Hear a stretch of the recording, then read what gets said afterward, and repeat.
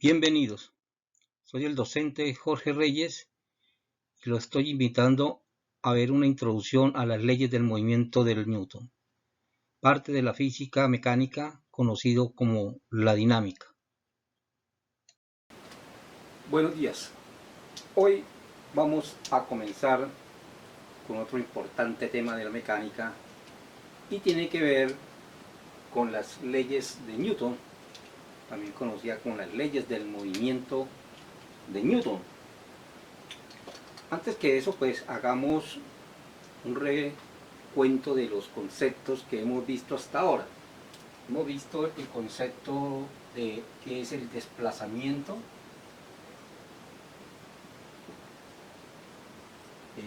es decir, el cambio de posición de un cuerpo. También hemos hablado de cómo es ese desplazamiento con respecto al tiempo, es decir, hemos hablado del concepto de velocidad y el concepto de rapidez, ¿no es cierto? Y también hemos hablado del concepto de aceleración, que me mide ese cambio de velocidad con respecto al tiempo, y a su vez hemos visto cómo estas cantidades, llamadas cantidades cinemáticas, sirven para describir el movimiento de los cuerpos a partir de una parte importante de la mecánica que se llama la cinemática. Es decir, la cinemática me describe el movimiento de los cuerpos, me dice cómo es ese movimiento, contesta esa importante pregunta. Y vimos nosotros que dependiendo de algunas condiciones de velocidad constante, entonces estaban las ecuaciones de movimiento rectilíneo uniforme, movimiento uniformemente acelerado, vimos movimiento circular, movimiento en el plano, movimiento parabólico o de proyectiles, y esas ecuaciones eran determinadas en lo que llamamos nosotros la cinemática. Pero me decía, ¿esto cómo es? Me describía el movimiento de los cuerpos. Es Isaac Newton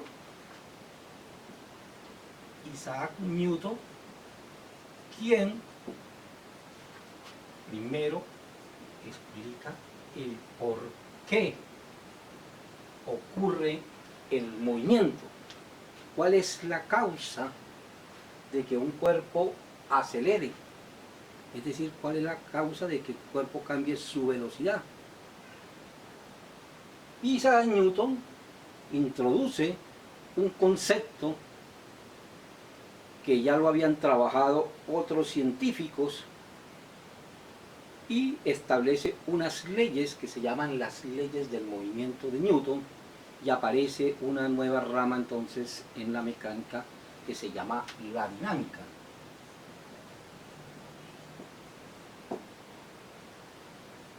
Dinámica viene de raíz griega que significa fuerza. Ya vamos a ver en qué consiste esta dinámica. Antes de hablar de lo que es las leyes de Newton en sí, pues hagamos un recuento. ¿Quién era Newton y quiénes fueron sus antecesores y cómo entre ellos fueron los que dieron forma a estas leyes del movimiento? Es decir, no solamente fue Newton el que llegó a eso, sino que él fue el que dio una expresión matemática que describía eso, pero ya habían trabajado Galileo, Copérnico, incluso desde la antigüedad Hipatia ya había establecido una relación entre el movimiento de los cuerpos. Hablemos algo de Newton. Newton es una persona muy especial, uno de los más grandes científicos, uno de los más grandes pensadores que ha tenido la humanidad. Y a pesar de eso, a pesar de que él no fue una persona adinerada en un principio, él fue hijo de campesinos.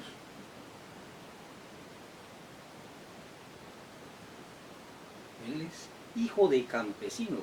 Los campesinos en esa época pues era una de las clases más bajas dentro de la sociedad. Él fue huérfano de padre, él nunca conoció a su padre, una persona pobre, sin padre, y además de eso, abandonado por la madre.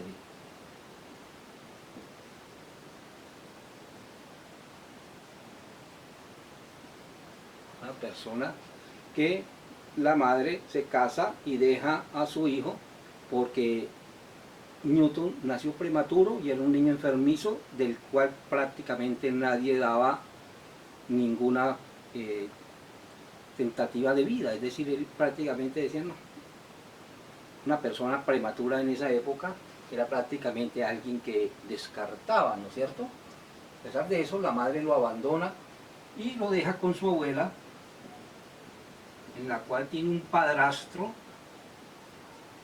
y ese padrastro maltrata a Newton de una manera tal que él incluso más adelante se confiesa y dice que intentó o tuvo pensamientos de matar a ese padrastro. Es decir, imaginemos la situación de Isaac Newton con toda esta situación. Fíjese que le he dicho esta situación que vive él al nacer. Sin embargo, esto que ocurría en 1642, Newton muere a la edad de los 84 años. La expectativa de vida en esa época era muy bajita. ¿Ya? Prácticamente 50 años, el que vivía 50 años ya estaba viviendo tiempo de mar. A pesar de haber vivido una situación muy difícil, logra vivir 84 años, que es mucho para la época. Sin embargo, las contribuciones, bueno, ¿yo por qué les cuento esto? De verdad voy a contarles la cantidad de cosas que hace Newton, las contribuciones que él le hace a la humanidad, una persona con esas condiciones, y nunca se rindió. Siempre salió hacia adelante. Él no tuvo dinero para ir a una universidad, menos para ir a una escuela. Él fue un autodidacta. Y la profundidad de sus conocimientos fue tal que prácticamente más adelante él es nombrado profesor de la Universidad de Cambridge, fue nombrado miembro honorario de Cambridge, defendió Cambridge durante toda su vida, tuvo un puesto importante a nivel universitario. ¿De dónde? Se sobreponen Newton a las circunstancias. Se sobrepone a las circunstancias y logra vencer todo eso y logra llegar a ser uno de los más grandes pensadores y de los más grandes científicos, más grandes matemáticos que ha tenido la humanidad. Algunas de las contribuciones de Newton fue el, llamémoslo así, el cálculo integral y diferencial. Fue el padre del cálculo integral y diferencial. Bueno, hay una disputa ahí con otro gran matemático, Leibniz, pero en sí se habla de que es una contribución en conjunto hacia esta parte importante de la matemática. Fue un alquimista. Inicialmente, la química, en ese caso la alquimia, era prohibida por la religión, y las contribuciones que hace, los escritos de Newton quedan y se da cuenta ahí cómo él relaciona esos cambios que ocurren en la materia y los explica a través de ciertas partículas internas que se denominan las moléculas. Es decir, él trata de dar una explicación científica a eso que era considerado como especie de magia o de brujería. Estableció otras leyes, están las leyes del movimiento de Newton, pero también está la ley de la gravitación universal.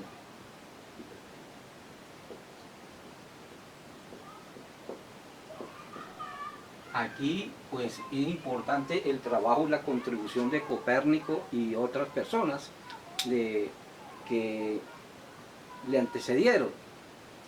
Hagamos recuento de quién era Copérnico. Recuerde, Copérnico es el padre de la astronomía.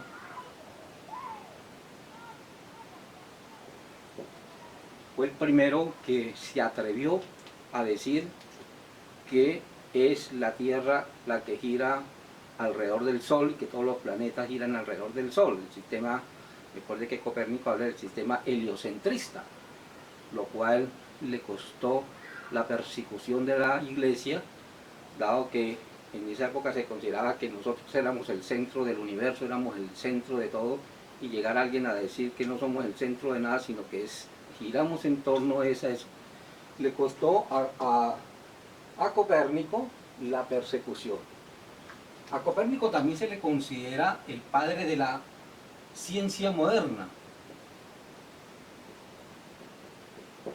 Aquí con la ley de la gravitación universal y la astronomía, el sistema de Newton logra establecer esa ley de la gravitación universal, una ecuación que más adelante pues nosotros vamos a tratar acá.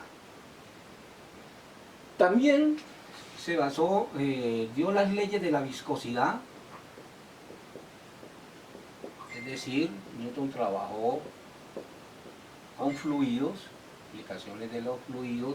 También habla Newton en óptica, tuvo sus contribuciones, explica por ejemplo lo que es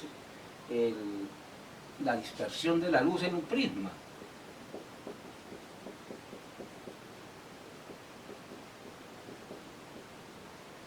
Newton, podríamos aquí seguir nombrando, es un inventor, científico, inventor, también es un teólogo. Newton es nombrado como integrante del Parlamento inglés. Se ganó ese título. Luego de haber sido profesor, logró ascender y hacer parte del Parlamento inglés. Eso fue más o menos en el año 1689. Ya Newton pues ya en esa época pues ya tenía dinero, era una persona bastante acomodada, aunque tuvo su fracaso por estar invirtiendo por allá en la bolsa, pero ya había superado toda esta situación tan precaria que él tenía, ¿no es cierto? En 1705 es nombrado caballero. Entonces lo conocemos como Sir Isaac Newton. Ese nombre de caballero que le da la reina no se lo dan tampoco a cualquiera. Fíjese que ya pues prácticamente a pocos años de su muerte, pero es una persona muy reconocida que logró superar todo tipo de obstáculos.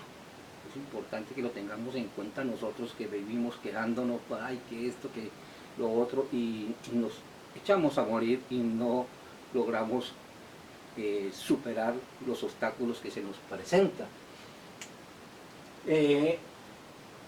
Con Galileo, también Galileo fue, también dio la explicación del movimiento, pero es Newton, Galileo lanzando cuerpos, dice que la torre inclinada de Pisa, mirar cómo es el movimiento, por qué ocurre ese movimiento, también sobre planos inclinados. Llegó incluso Galileo a descubrir en la cuestión del movimiento que si un cuerpo no es influenciado por ninguna fuerza, por ejemplo la fuerza de rozamiento, se moverá indefinidamente con una velocidad constante. Eso ya más adelante se convierte en la primera ley de Newton, ¿ya?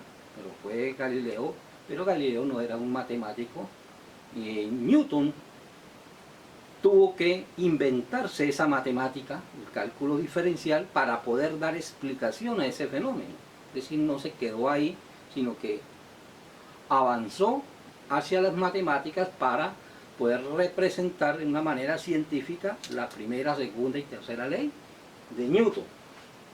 Es decir, el nacimiento de esa matemática es una necesidad a la explicación del fenómeno. Bueno, todo esto, pues yo se lo estoy diciendo, es precisamente, Galileo también fue un perseguido.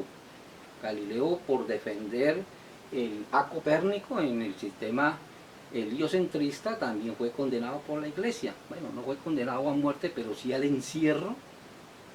Ya él no lo dejaron salir más de su casa para que no siguiera promulgando sus teorías heliocentristas, y lo obligaban una vez por semana a leer los salmos como castigo y en voz alta. Entonces la persecución de la iglesia en esa época, además de haber tenido esta cuestión económica, también la persecución de la iglesia fue muy fuerte. También se tuvo que superar Newton, Galileo, Copérnico y toda la ciencia a esa presión que ejercía.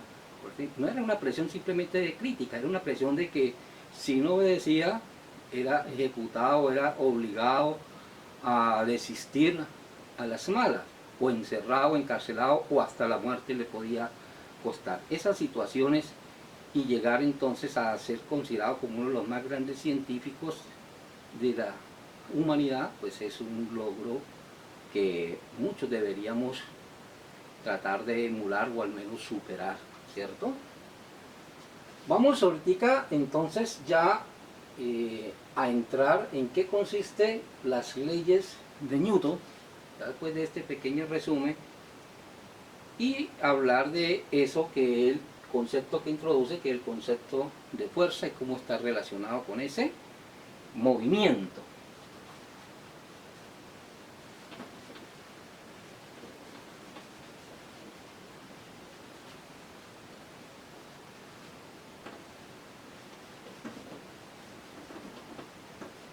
Bueno, el primero tenemos que hablar, antes de empezar a ver las leyes de Newton, es hablar del concepto de fuerza. ¿Qué es la fuerza? La fuerza la vamos a considerar de una manera bastante simplista, pero muy, desde el punto de vista conceptual, muy importante. Primero que todo, que la fuerza es algo que siempre surge cuando hay interacción entre dos cuerpos. Siempre que hay interacción entre dos cuerpos, aparece una cantidad que se llama fuerza, ¿ya? Por ejemplo, este marcador aquí, yo lo tengo sostenido, hay una interacción de mi mano con él, estoy ejerciendo una fuerza. Pero si yo quito mi interacción, entonces aparece otra interacción a la que estaba siendo sometido, que es la que está ejerciendo la tierra sobre el marcador y hace que él se mueve. Aquí lo sostengo, no se mueve, por el equilibrio que hay entre la fuerza que lo quiere mandar hacia abajo y la mano que lo quiere mandar hacia arriba, pero si lo suelto, entonces ese equilibrio se rompe, y eso se dice que Newton, sentado bajo un árbol de manzano, le surgieron la idea de que viendo caer una manzana. ¿Cómo es la historia? Pues no tiene de pronto demasiada importancia, pero en sí Newton trata de explicar a qué se debe que los cuerpos, por ejemplo este marcador, cambie su estado de movimiento y empiece a aumentar su velocidad a un ritmo determinado. Él habla de la fuerza que existe entre dos cuerpos cuando interaccionan, ¿ya? Uno con el otro. Producto siempre que aparezca dos cuerpos en la cercanía del otro, siempre va a existir esa interacción. Dice que la fuerza, la podemos considerar entonces, es algo que ala o empuja, ¿ya? Alar o empujar. Yo puedo empujar o alar un cuerpo. Por ejemplo, si esto fuera una carga positiva, y aquí mi mano tiene una carga positiva, vamos a ver más adelante que va a ver que lo va a mandar es para arriba. O sea, hay una fuerza de repulsión, hay otra fuerza que es de atracción. O sea, alar o empujar, atraer o repeler. Esos verbos, esas acciones, producto de la interacción, es lo que nosotros vamos a tener como el concepto de fuerza por ahora, ¿no es cierto? Esas fuerzas pueden ser fuerzas que actúan a distancia o ser fuerzas que actúan por contacto. Aunque esto del contacto hay que revisarlo mucho más profundo, dado que algunos consideran que verdaderamente nunca hay contacto entre la materia con la materia. Siempre la interacción se da a un nivel en el cual el producto de las interacciones electrostáticas entre ambos nunca lo va a tocar, pero no vamos a llegar tampoco a ese extremo. Las fuerzas que actúan a distancia es cuando la materia genera campos. Ya habíamos hablado nosotros del campo gravitacional, ¿no es cierto? Una propiedad de la materia que es la masa. Alrededor de esa masa se establece un área o un espacio en la cual ella puede interaccionar con otras masas, atrayendo a esas masas. La fuerza de atracción gravitacional, un cuerpo que hace sobre el otro cuerpo, producto de la masa, ¿no es cierto? Pero también hay campos, además del campo gravitacional, también hay campos eléctricos, producto de otra propiedad de la materia que es la carga. Entonces la carga iguales se repelen y cargas distintas se atraen. Eso lo veremos más adelante en electricidad. También hay campos magnéticos, entonces polos iguales se rechazan, polos opuestos se atraen, también son fuerzas de atracción o de repulsión, pero la masa son fuerzas de atracción, ¿no es cierto? Entonces estos campos se generan la fuerza gravitacional, la fuerza eléctrica y la fuerza magnética. Existen otros campos que es el campo ondulatorio, que también veremos más adelante. Entonces hay unas fuerzas que actúan a distancia, las fuerzas electromagnéticas, las fuerzas gravitacionales. Esta fuerza con que ha atraído es la fuerza gravitacional, y las fuerzas ondulatorias y las fuerzas magnéticas. Esto, pues más adelante hablaremos más en detalle de esto. Y hay otras fuerzas que actúan por contacto, por ejemplo, cuando yo amarro una cuerda, un alambre o algo a otro cuerpo y lo halo, ¿no es cierto? Entonces estoy ejerciendo una fuerza de tensión. Cuando un cuerpo descansa sobre otro, por ejemplo este marcador, ¿y por qué no sigue bajando? Porque la mano le está ejerciendo a él una fuerza hacia arriba para que no se venga hacia abajo. Entonces existe una fuerza que se llama la fuerza normal, la vamos a conocer como Fn. También cuando dos cuerpos interaccionan, esta mano con esta mano, así, se ejerce una fuerza de rozamiento entre las dos superficies que tiende a detenerlo, o si está aquí, tiende a llevarse mi mano hacia allá o a detener ese movimiento. Entonces aparece la fuerza de rozamiento, que también es por contacto.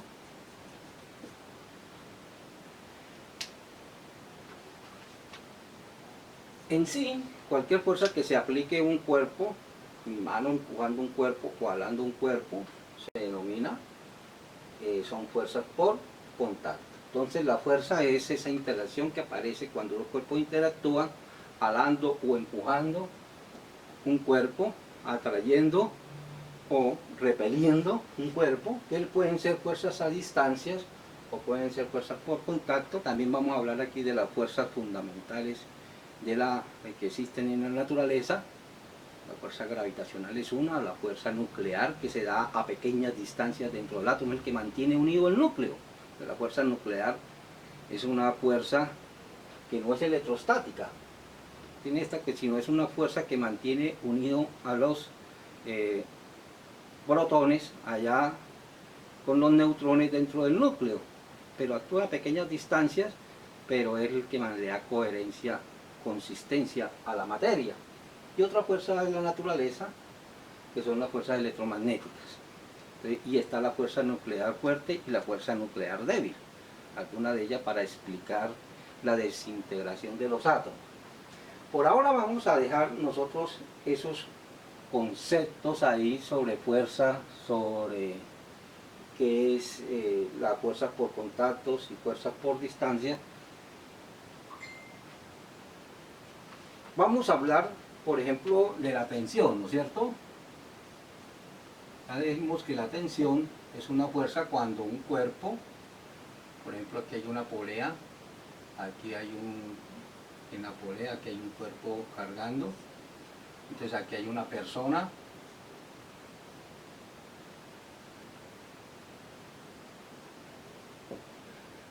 entonces esta persona ejerce esto para querer subirla y ejerce una fuerza de tensión, entonces la persona está ejerciendo una fuerza de tensión. Aquí pues, por supuesto, si aquí estamos sobre la Tierra, pues acá habrá la fuerza gravitacional, ¿cierto?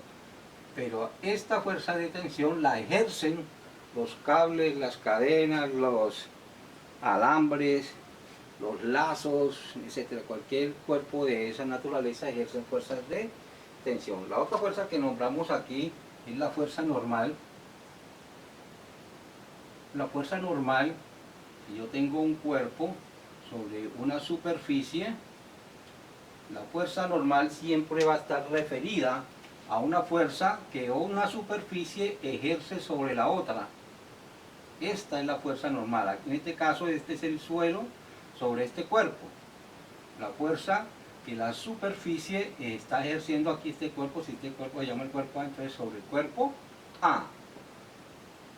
Fuerza normal. La fuerza normal se denomina así porque siempre aparece 90 grados con respecto a la superficie. Si la superficie está inclinada,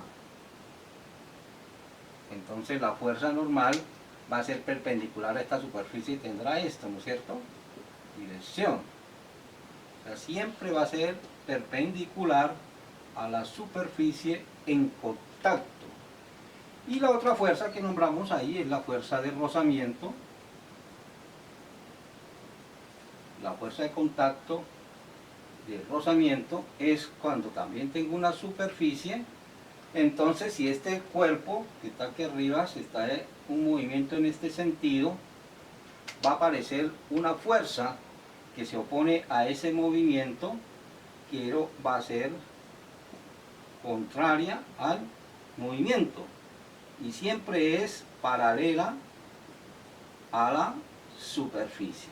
Fíjense que yo aquí estoy utilizando flechas, ¿no es cierto? Ya habíamos hablado de vectores, ese concepto.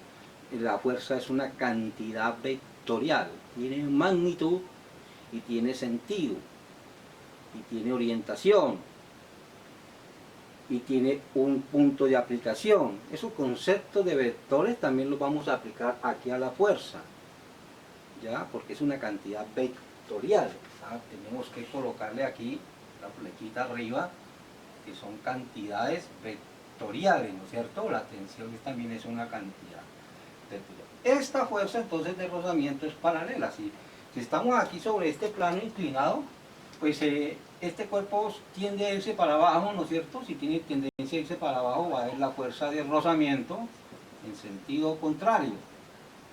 La fuerza de rozamiento va a existir, muévase o no se mueva el cuerpo. Si el cuerpo está aquí así, es probable que no se esté desplazando, pero ¿por qué no se desplaza? Porque hay una fuerza de rozamiento actuando, ¿ya?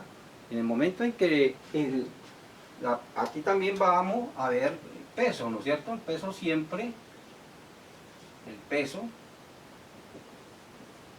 que es igual a la masa por la gravedad, es una fuerza que es la fuerza gravitacional. La fuerza gravitacional siempre va a ser perpendicular a la superficie de la Tierra. Dice que aquí va hacia acá, aquí vendría hacia acá, hacia acá. Siempre perpendicular a la superficie de la Tierra es la fuerza gravitacional. Más adelante hablaremos en qué sentido se da la fuerza eléctrica, las fuerzas magnéticas, ¿ya? Tienen, que me producen. Eso. Entonces, con eso, pues vamos a entrar nosotros en lo que son las leyes del movimiento de Newton. Son 3 leyes de movimiento de Newton y la ley de la gravitación universal. Ahora lo dejamos ahí como esto, como introducción a las leyes. Muchas gracias. Los dejo con esta frase de Isaac Newton, frase que con muy justa razón él pronunció. Sabemos la vida que él vivió. Ojalá la tengamos en cuenta en el momento que emprendamos el camino para realizar nuestro proyecto de vida.